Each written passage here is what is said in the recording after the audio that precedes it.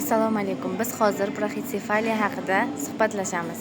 Braxitsefaliyaning kelib chiqish sabablari, braxitsefaliya o'zi qanday kasallik, klinik belgilari, davolash choralari, logopedik yondashuv haqida suhbatlashamiz. Masalan, braxitsefaliya bu tug'ma yoki orttirilgan bosh shaklining deformatsiyasi bo'lib, ayniqsa erta bolalikda, tug'ilish paytlarida aniqlanadi. Logopediya nuqtai nazaridan bu holat bolaning nutqi rivojlanishiga salbiy ta'sir ko'rsatish ehtimoli bor. Braxitsefaliya bosh degan ma'noni bildiradi. Bunda bolaning ensa tomoni tekis holatda joylashgan bo'ladi. Bolaning bosh uzunligi eniga nisbatan qisqa bo'ladi. Ya'ni bosh enli bo'ladi. Mana bu yerda rasmlar kuzatilgan. Ayrim holatlarda bu belgilar bolaning ensasining o'ta tekisligi yoki burun ko'zlar orasining o'ta kengayib ketishi bilan ham ajratishimiz mumkin. Tug'ma sabablarga asosan genetik omillar sabab bo'lishi mumkin yoki bolaning tug'ilish jarayonidagi turli xil qisilishlar natijasida ham bola braxitsefaliya sindromi bilan tug'ilishi mumkin.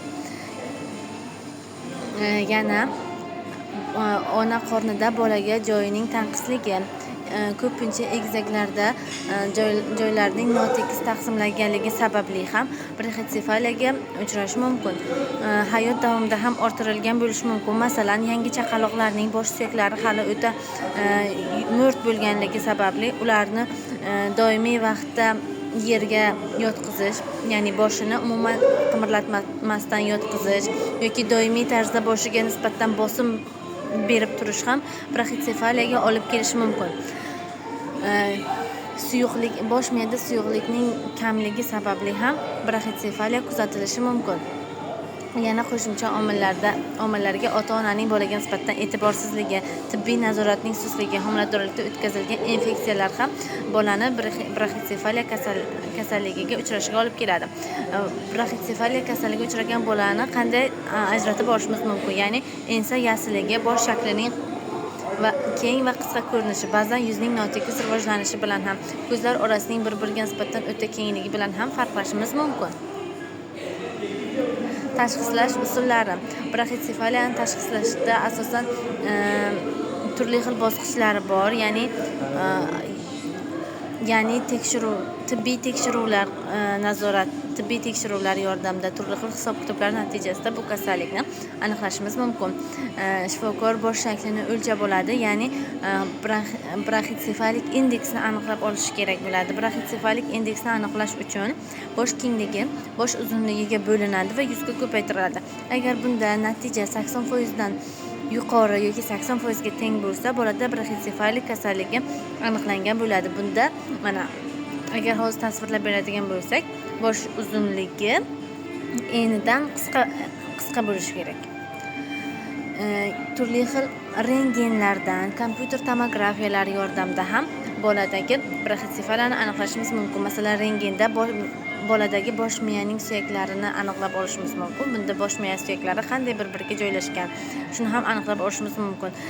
Agar braxitsefaliya qanaqadir genetik sindrom sifatida oladigan bo'lsak, ularga turli xil genetik testlar olib borishimiz, genlar tekshiruvi o'tkazishimiz kerak. Bolaning umumiy rivojlanishi, harakatlanishi va eshitish va ko'rish nutqini baholash kerak. Bunda logoped va psixologlar birga ish olib boradi. Davolash usullari. Braxitsefaliyani yengilroq darajalarini uy sharoitida davolash mumkin. Bunda bolani tez-tez boshini o'zgartirish, ya'ni doimiy chap tomonda yotadigan bolani o'ng tomonga yotqizish yoki teskari yotqizish kabi bolani qorni bilan yotqizish, shunaqa ishlar bilan davolasak bo'ladi. O'rta holatlarda turli xil ortopedik shapkalar bor. U qattiq bo'ladi. Hozir rasmlari ham bor.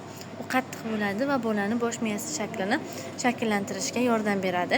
Agar u og'irroq darajalari bo'lsa, turli xil operatsiyalar, jarrohlik amaliyotlari ko'p ixtisosli tibbiy guruh ishtirokida davolanadi. Ya'ni bolalar neyroxirurgiya, genetik, pediatr va uning nutqida ishlovchi logopedlar bilan birgalikda hamkorlikda ish olib boriladi.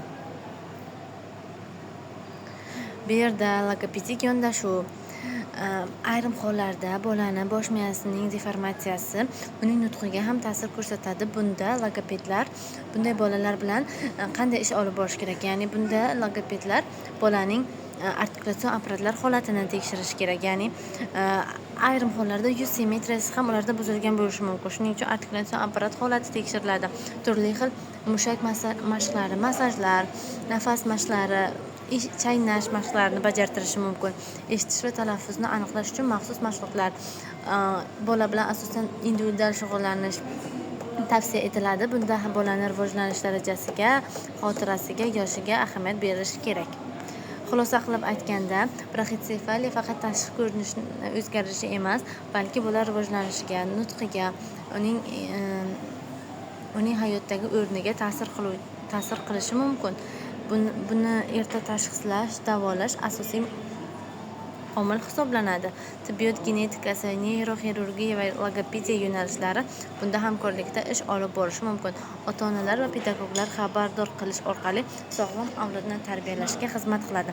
Ya'ni bunday kasalliklarni oldini olish uchun ota-onaga turli xil tavsiyalar, ya'ni yangi onalarga tavsiyalar berish kerak. Bolani yotqizishda turli xil ko'nikmalarni shakllantirish uchun ularga 40 kun davomida shifokorlar nazorat qilib turishi kerak. Bosh miyani doimiy bosh shaklini doimiy ravishda nazoratga olib turish kerak. Patronaj hamshiralar shularga ahamiyat bersak, agar bunday kasalliklarni oldini olgan bo'lamiz va bolani boshi hali juda nozik bo'ladi. U bilan bola bilan ishlayotganimizda, bolaga qarayotganimizda uni boshini ehtiyot qilishimiz kerak. Ya'ni oddiygina xatoyimiz ham, ya'ni oddiygina bolani noto'g'ri yotqizishimiz ham uni braxitsefaliyaga uchrashiga olib keladi. Rahmat e'tiboringiz uchun.